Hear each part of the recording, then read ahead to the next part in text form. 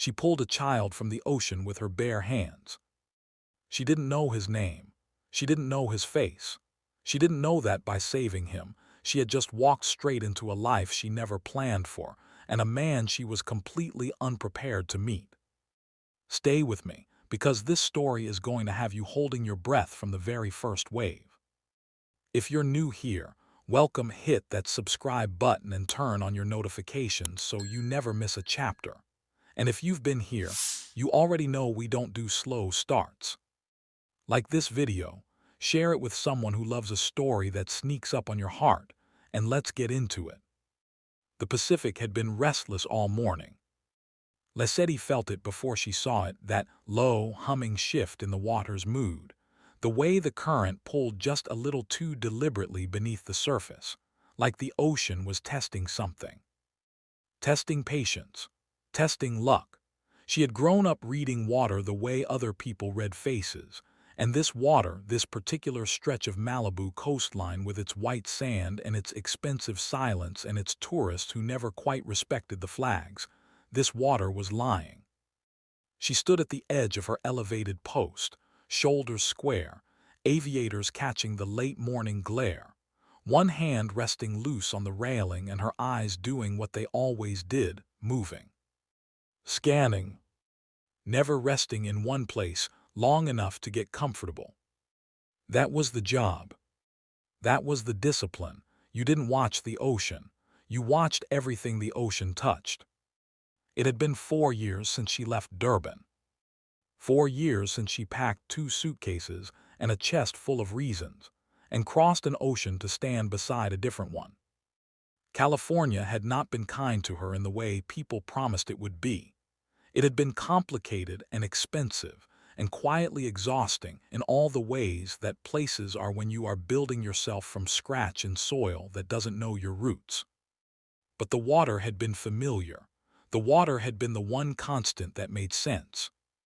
She had her certification within 8 months of landing, her post within 2 years, and somewhere in the discipline of it all, the early shifts, the burning shoulders, the relentless sun, she had made peace with the distance between who she was here and who she had been there.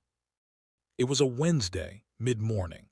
The beach was only half full, the way it got before the summer crowds descended and turned everything loud and chaotic.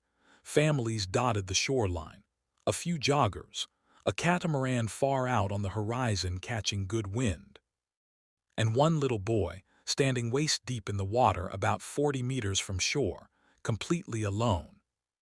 Lesedi clocked him before her conscious mind finished the thought. Small, maybe 7, 8 years old, dark hair, a bright orange swimming shirt, standing very still in a way that children at the beach never stood still, not the still of playing, not the still of watching, the still of someone who had just realized the ground beneath their feet was no longer where they expected it to be. She was already moving. The railing, the sand, the water hitting her shins, her thighs, her waist in the span of 5 seconds because she didn't wade. She ran until the depth stole her footing, and then she was swimming, arms cutting clean and fast through the chop, her body dropping into the muscle memory that training and instinct had long since fused into something automatic and absolute. She heard the shout from the shoreline, her colleague, Darren, raising the flag, and then there was nothing but the sound of the ocean and the sound of her own breath and the shrinking distance between her and the boy. He went under just as she reached him. No panic, no flailing, just under, like the water had simply decided, quietly and without drama, that it was taking him. Lesedi dove. She found him by his shirt, that flash of orange in the green-gray murk, and locked her arm across his chest. And then she was kicking, hard and measured, driving them both upward until the surface broke open above her and the air rushed in and the boy coughed once, twice. A deep rattling cough that meant his lungs were working. That meant they were okay. That meant she had made it in time. She held him against her as she swam them back to shore, his small body rigid at first and then, slowly, going limp with the particular exhaustion of a child who has used up every ounce of their fear. "I have you," she said, and her accent wrapped around the words the way it always did, round and warm and unhurried. "You're safe. I have you. Just breathe." By the time her feet found the sand again, Darren was there, a towel in his hands and the radio already crackling. Lesedi carried the boy the last few steps and lowered herself to her knees on the wet shore, settling him carefully, checking his eyes, his color, his breathing, all of it. He looked up at her, dark eyes, calm in a way that unsettled her, not the calm of shock but something older, something that had learned very early to hold itself together. "What's your name?" she asked, keeping her voice even steady, the kind of voice that told a child the world was still in order.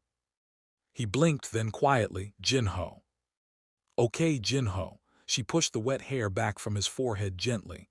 "Where's your mum, your dad?" He didn't answer that. He just looked at the ocean. Lesedi followed his gaze for just a moment, the same restless water, the same lying current. And then she looked back at the boy, and something in her chest pulled in a way she couldn't name yet. Around them the beach staff was moving. Radios, barriers, the low, urgent murmur of people trying to locate a parent who, inexplicably, was nowhere. It took 11 minutes before anyone found out who this child was. And when they did, when the name reached the senior beach manager, and his face went the particular color of someone who has just understood the weight of a situation, Lesedi was still kneeling in the sand beside Jinho, listening to him breathe. She didn't notice the convoy until she heard the sound. 3 black SUVs, moving through the beach access road with the kind of unhurried certainty that didn't need speed because it had never needed to rush. Because things, for these vehicles and whoever sat inside them, had always simply moved out of the way. The doors opened, and the man who stepped out, tall, dark suit, impossibly unaffected by the heat, eyes already scanning the shoreline like he was cataloging a threat, was not a man who looked like he had ever been afraid of anything in his life. Until those eyes found the small boy sitting in the sand beside a woman he had never seen before. And for just one moment, the briefest fracture in something that looked like it had been constructed, carefully and deliberately, to never fracture, something moved across his face. Lesedi watched it happen without understanding it yet. She would understand it later. The man walked like the beach had been cleared for him. Not arrogantly, that was the thing that caught Lesedi off guard. There was no performance in it, no swagger, no awareness of the way people stepped back as he passed. He simply moved through space as though obstruction was a concept that had never been introduced to him, and the world, having received no instruction otherwise, obliged. He was in a suit, at the beach, dark charcoal perfectly fitted, not a single concession to the salt air or the sand or the midday California heat bearing down on everything and everyone around him. 2 men flanked him at a respectful distance, not bodyguards in the theatrical sense, but men whose eyes moved the way hers did, scanning, cataloging, missing nothing. He stopped 3 feet from where she was kneeling. Lesedi looked up.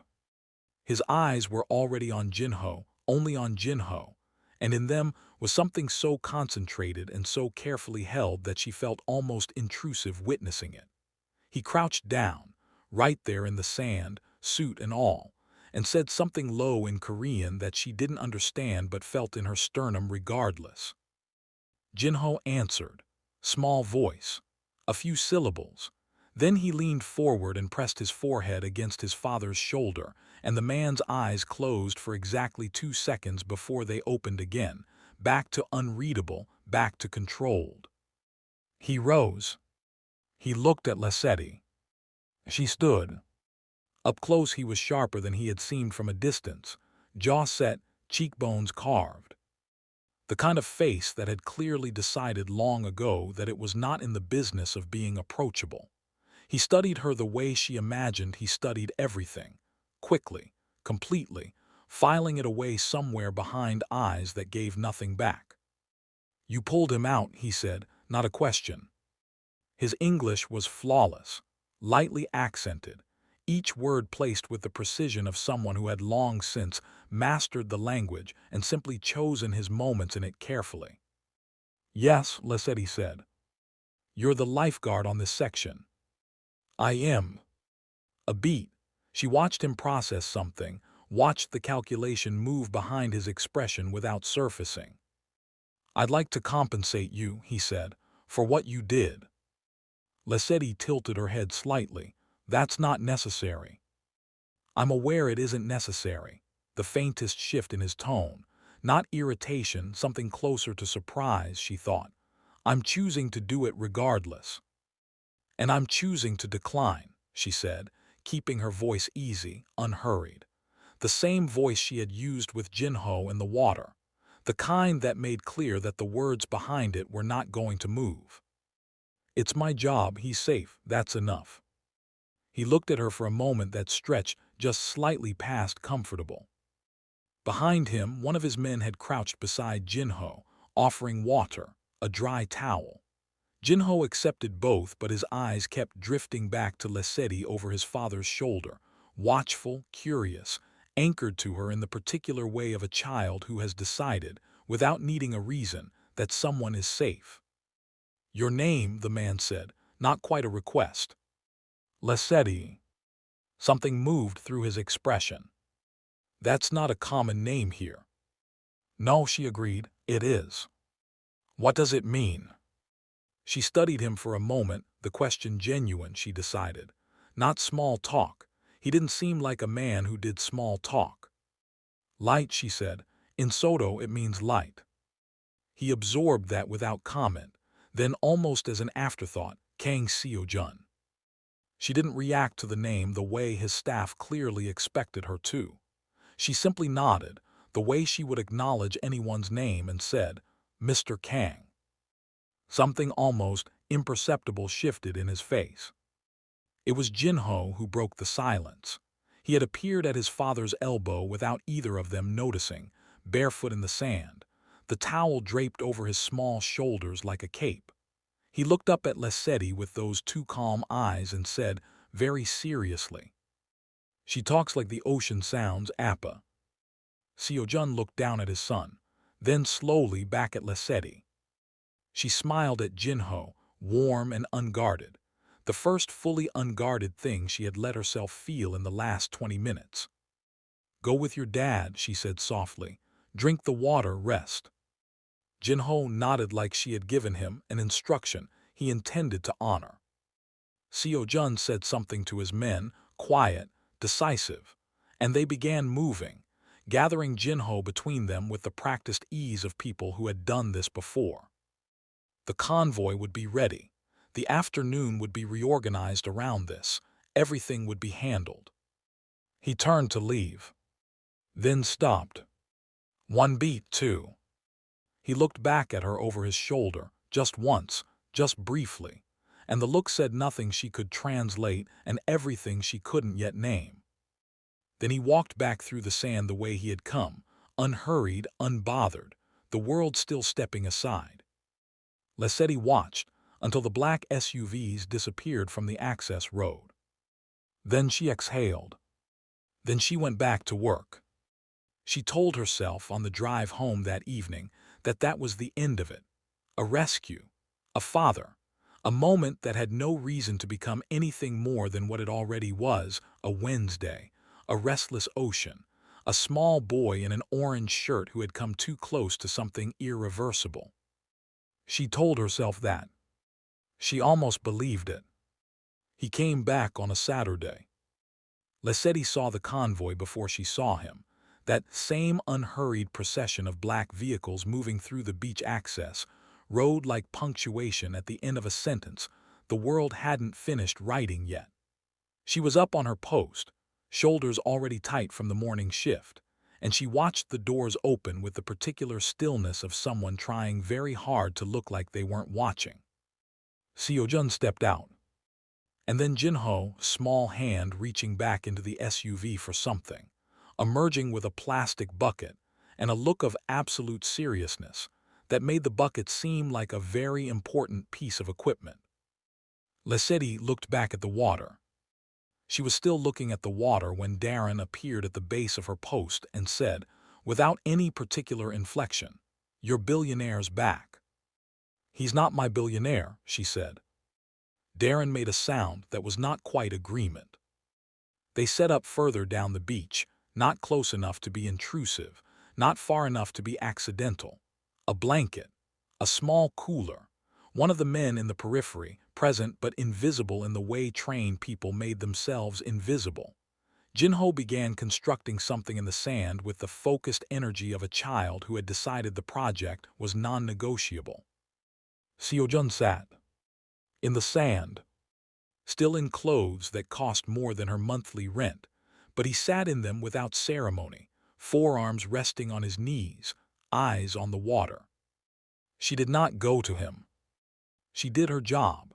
She scanned the water, rotated her position, checked the flags, ran her shift the way she ran every shift, with the full weight of her attention on the thing that deserved it. It was Jinho who came to her, eventually, because of course it was. He appeared at the base of her post at 11:30, bucket in hand, squinting up at her through the sun. "Do you know how to make a castle that doesn't fall?" he asked, with the directness of a child who had skipped the part where you work up to things. Lesedi looked down at him. "Depends on where you're building it." "In the sand. Wet sand or dry sand?" He considered this with genuine gravity. "I don't know." "Then that's your first problem," she said, and climbed down. She spent 40 minutes on her break crouched in the sand beside him, showing him about water content and structural base, and where to pack versus where to carve. Jinho absorbed every word with that preternatural seriousness, and then executed the instructions with surprising precision for someone whose hands were still small enough that the bucket was almost comically large. She was aware of Seojun the entire time. Not looking at him, just aware, the way you were aware of weather, the way you felt a change in pressure before the sky told you anything. When Jinho ran to fetch more water, she sat back on her heels and looked out at the ocean and waited. "He hasn't stopped talking about you." His voice came from just behind her left shoulder, closer than she expected, close enough that she understood he had moved without her noticing, which told her something about how preoccupied she had been. She didn't startle. She turned her head calmly. He was standing a few feet back, hands in his pockets, looking not at her but at the water the same way she had been. "He's a good kid," she said. "He is." A pause. "He's also stubborn, and he doesn't sleep, and he has asked me every morning this week whether we're going back to the beach today. And you said no every day until Saturday." He glanced at her sideways. Something moved in his expression, not quite amusement, but the ghost of a cousin of it. "He wore me down." Children are good at that. Silence settled between them, but not the uncomfortable kind. The kind that had weight and texture, the kind that meant something was present in it rather than absent. She looked at him, really looked, the way she hadn't let herself on Wednesday, because Wednesday had been about Jinho and adrenaline and professionalism, and all the things that kept you from looking too long at a man who looked like that. Up close, without the shock of the situation sharpening everything, she could see what she had missed. The tiredness underneath the control. Fine lines at the corners of his eyes that weren't from laughter, or not only from laughter. The way he held his jaw like it was a habit, like relaxing it was something that required permission he hadn't given himself. "How long have you been in California?" he asked. 4 years. From Durban, South Africa. He nodded slowly. "Why California?" She was quiet for a moment, watching a wave complete itself on the shore. "I needed somewhere big enough that I could disappear into it while I figured out what came next," she said. "California felt big enough." "Did it work?" "Mostly." She paused. "The ocean helped." He was quiet at that. She watched something move across his face, not quite recognition, but something in the same family. Jinho came back with his bucket, triumphant, water sloshing over the sides, entirely unbothered by the loss. He dropped back down beside his castle and resumed work with the focused energy of someone picking up exactly where they left off. Seo-jun lowered himself to sit beside her on the sand, unhurried, deliberate, a man making a choice he had considered from several angles first. They sat without speaking for a while and watched Jinho build. His mother used to bring him to the water, Seo-jun said. He said it quietly, not looking at her. His voice had shifted, stripped of its precision, softer in a way that seemed involuntary, like something had simply come loose before he could stop it. Lesedi didn't fill the silence. She had learned in her life and in this job that some silences were meant to be held rather than fixed. She passed 2 years ago, he said. He doesn't talk about her, but He stopped, pressed his lips together.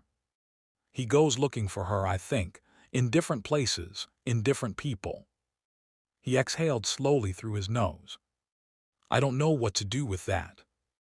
Lesedi looked at Jinho, at the small serious face bent over the sand, at the hands packing and shaping with such careful intention, and felt something in her chest open quietly, like a window. Maybe he's not looking for her, she said gently. Maybe he's just looking for somewhere that feels safe enough to miss her.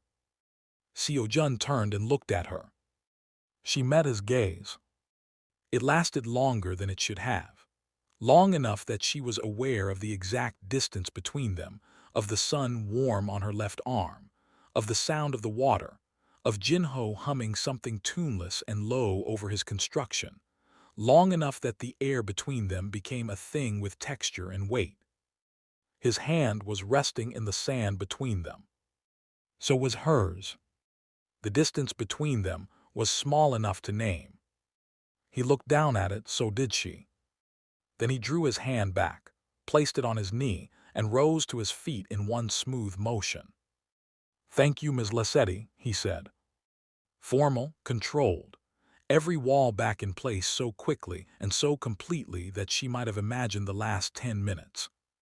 She looked up at him, steady, just Lesedi. He held her gaze for one more beat. Then he called Jinho's name, and the afternoon closed around the moment like it had never happened. But it had, and they both knew it. She didn't question the transfer at first.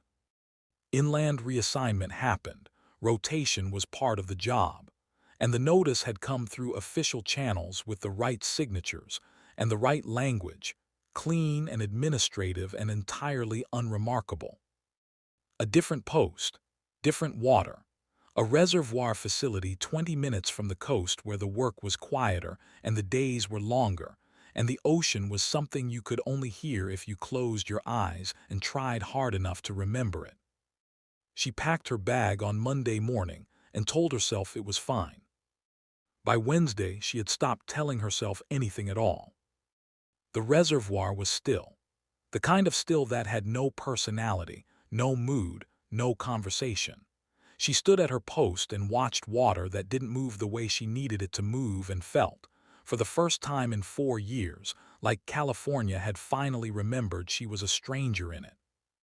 She was on her second hour of the afternoon shift when she saw him. Jinho, alone, walking along the perimeter path with his hands in the pockets of his shorts and his eyes on the ground, and the particular heaviness in his small shoulders that she recognized immediately, because she had seen it on Wednesday in the ocean, and she had seen it in the sand, and she had been thinking about it, quietly and persistently, ever since. She was off her platform before she had made a conscious decision to move. Jinho. He looked up. Something in his face broke open with relief in the way that children's faces did when they found the person they had been looking for, uncomplicated, total, with no attempt to disguise it. How did you get here? She asked, crouching to his level, scanning him quickly. No visible distress, tired eyes, dusty shoes. Where is your father? Where are his men? I left, Jinho said simply. You left. I heard him on the phone. He said it the way children said difficult things, directly, without softening, because they had not yet learned that some truths benefited from cushioning. He said we're going back to Seoul. He said next week. He was talking to someone about the apartment and about my school, and he didn't know I was listening. Lesedi exhaled slowly. He didn't ask me, Jinho said, quiet, not angry, something much sadder than angry. He never asks me. She looked at this boy, this small, too serious, ocean-eyed boy who had stopped talking about his mother but carried her everywhere, and felt something rise in her chest that she had no professional framework for and didn't try to find one. She took out her phone and called Seo-jun. He picked up on the second ring. Jinho is with me. She kept her voice even. He's safe. He's at the reservoir facility on Laurel Canyon. I'll send you the address. A silence on the line, then tightly controlled. How? He walked, she said. He's fine, but Mr. Kang. She paused, chose her next words with care, and with the full intention of meaning every one of them. You should come alone. Another silence, longer this time. I'll be there in 20 minutes, he said. He was there in 14. The suit was gone. Dark trousers, a simple shirt, sleeves pushed to the elbows. The first time she had seen him dressed like a man rather than a statement. He came through the gate quickly, eyes finding Jinho first, then her, then Jinho again, and the relief on his face was so unguarded that she felt she had been handed something private. He crouched beside his son, said something low in Korean. Jinho answered, longer this time, his small voice gaining confidence as it went, and whatever he said made Seo-jun close his eyes briefly in a way that looked less like pain and more like a man receiving something he hadn't known he needed to hear. When he rose, his jaw was tight. Lesedi met him a few steps away, out of Jinho's earshot, and she didn't wait for him to speak first. He needs to be asked, she said quietly. Not managed, not handled, asked. He's 8 years old and he has already lost the one person who made him feel like his feelings were worth something. And if you take him to Seoul without sitting down with him first and asking him what he's afraid of, you won't lose him physically, but you'll lose him in the way that matters. Seo-jun looked at her. His expression was open in a way she hadn't seen before, not the controlled openness of a man choosing what to reveal, but the real kind. The kind that arrived when something cut through the careful architecture a person spent years constructing around themselves. I don't know how to do that, he said. Low, honest, the kind of honest that costs something. Yes, you do, she said. You just haven't let yourself yet. He held her gaze for a long moment. The late afternoon sun was dropping behind the tree line, painting everything gold and amber. And in that light, the exhaustion on his face looked less like a flaw and more like evidence of something, of years of holding things together with sheer force of will, of grief that had been given no room to be anything other than functional. She thought about what Jinho had said on the beach. She talks like the ocean sounds, Appa. She thought about a man who sat in the sand in a charcoal suit because his son needed the water and he needed his son. She thought about a hand in the sand, and a gaze that lasted longer than it should have, and the way he had said her name, Ms. Lesedi, like the formality was the only thing standing between him and something he didn't have a plan for. The three of them sat outside as the sun finished its descent, Jinho between them on a low wooden bench, leaning incrementally toward Lesedi the way that children leaned toward warmth without meaning to. Seo-jun spoke to him, slowly. In English, she realized for her benefit, or for the deliberateness that a second language required, she wasn't sure. He asked Jinho what he was afraid of. He listened without interrupting. He did not offer solutions. He just listened, and she watched him do it, and something shifted in the air between the three of them, fragile and real and new, the way first things always were. When Jinho finally fell quiet, Seo-jun put his arm around his son's shoulders, and held him with the particular tightness of a parent who has just understood how close they came to something they cannot afford to lose. His eyes found Lesedi over the top of Jinho's head. She looked back at him. "I don't know what to do with you," he said softly. Not cold, not dismissive. The words of a man standing at the edge of something unfamiliar, looking down, still deciding whether the ground below would hold. She felt the warmth of it move through her chest before she could stop it, and she didn't particularly try. "You don't have to," she said, "yet." The corner of his mouth moved, just barely, just enough. His phone rang. The sound cut through the quiet like something deliberate, sharp and sudden, and poorly timed in the way that the world was sometimes poorly timed. He looked at the screen. Something changed in his face. The warmth didn't leave exactly, but it retreated, pulled back behind something that looked like duty and something that looked like complication, and something she didn't have a name for yet. He met her eyes one last time. One last time that felt less like a goodbye, and more like a beginning that hadn't decided what it was yet. Then he answered. "Seo Jun." A pause. His jaw tightened. His gaze dropped to the ground. Whatever was coming through that phone was pulling him back across time zones, across obligations, across the vast and intricate machinery of a life she had no map for yet. Lesedi looked at Jinho, who was looking up at his father with knowing eyes. Then Jinho looked at her. And in the quiet between a phone call and whatever came next, she found herself asking the questions she hadn't let herself ask until now. What does a man like that do with softness, when softness is the one thing his whole life forgot to make room for? What happens to a child who has been quietly grieving in plain sight, waiting for someone to finally ask the right question? And what does it mean when you pull a stranger from the water and somehow, without meaning to, without planning for it, you pull yourself into something you're not sure you're ready for, but not sure you can walk away from either? What would you do if the ocean handed you something you never asked for but somehow felt like exactly what you needed?